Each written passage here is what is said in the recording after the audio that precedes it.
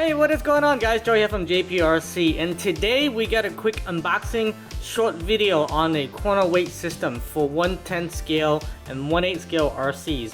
Now, the reason why I picked this up is because I got quite a few projects going on and I've been curious about the GS2 trophy truck. I want to see what is the weight difference between the front and rear bias, and I want to compare it with my other RCs in the fleet currently. And another reason why is because, as you know, I love the Yeti, and the Yeti tends to be a little bit more nose heavy, so sometimes when I have to dial in the performance for it, I want to find out if I add weight to the rear, how much does it change or how much does it impact front and rear weight bias ratios. I think I pay about $70 shipped from rcmart.com. I didn't even unbox it yet. It's been sitting here for 2 months. So today we'll go ahead and unbox it, give it a try, and see what you get out of this. You got your external power cable, manual, very simple manual. There's really not much to it. The 4 cells plugs in each corner and then you put your battery inside. And here it is. This is the center scale with all the LCD, nicely wrapped. You got these 4 little scales. So with 4 or in total, I think you can support a vehicle up to 8 kilograms. And that is definitely above the limit for my GS2 trophy truck. This thing is fairly lightweight. Takes 4 AA in the back right there. And then each corner, as you can see, is labeled. And then you can see the front weight and the rear weight. And everything is color coded. Looks pretty straightforward. Alright, blues goes to this corner. Orange over here.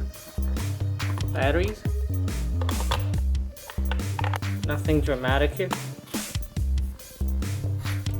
Yeah, so if you're using an external source with a 2S or 3S LiPo, you don't need to put the AA battery in there.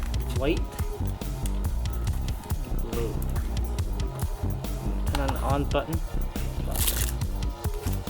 So as you can see, everything is zeroed out right now on each corner.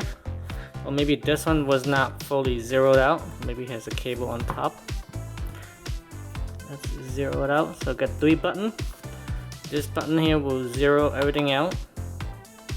Yep, there you go. Obviously, I need to move that a little bit. So as you can see, the front is 2 kilograms. The rear is 3 kilograms right there, roughly 29-21. So that's exactly 40 and 60 split between the front and rear weight bias. And that's exactly what you're looking for in a truck like this, because when you're nose heavy, the front weight will be greater than the rear, and when you're jumping it, it will be diving in. So with this weight ratio for this truck, it should handle pretty good on the jump. It should not nose dive as much as the Yeti. Alright, here comes the Yeti. Alright, so now as you can see, the Yeti is weighing at 3,500 grams. So that's roughly a little bit under 8 pounds. So as you can see, 1960 and 1616, that's roughly 55% up front and 45% in the rear. And because of the weight difference, even though the 2 trucks are relatively the same, but the Yeti is nose heavy by default, that's why it gets the nose diving quite a lot. Now in the GS2 trophy truck over there, I don't expect to have a lot of nose dive like the Yeti, given that 60% of the weight is in the rear because of the battery and the spare tire location in the rear, even though it's a solid axle truck, so it should handle pretty good. And here is the SCX-10-2.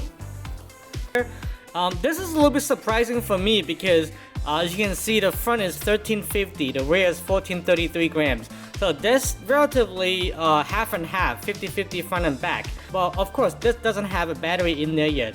So with the battery added in front, it'll be more front weight bias, and that's good for crawling. And without battery right now, we're looking at 2,784 grams. That's a relatively light truck, almost half the weight of the GS2 trophy truck. But I believe the weight difference in here, as you can see, is because it doesn't have the battery in the front, and it does have a full cage body. Not full cage body, the body with the plastic parts on it makes it a little bit heavier. Let me take the plastic body off, and then I'll put the battery in there. We'll see what is the final weight difference. Oh, and I also noticed that this thing times out after a couple minutes. I think that is the way to save you battery on it. I have the Max M3S LiPo that I run on this truck. I'm gonna drop it in the front. So now we have the battery and the body back on, and also noticed I have extra weight on this truck. That is because of the extra aluminum housing for the SCX-10 But as you can see right now with the battery in it, we're looking at 16 and 14 for front and rear weight bias. So that's about, I would say 54, 53%. So this is a pretty good setup for general crawling, but this is exactly how I like it for the trail. Alright guys, so that was a quick unboxing and quick test of the corner weight system from SkyRC. It's gonna be a pretty handy device for helping me to fine-tune all my trucks from going forward, and I expect to see a lot more video with this little device in the upcoming videos. As for now, thumbs up, subscribe. I will see you guys in the next.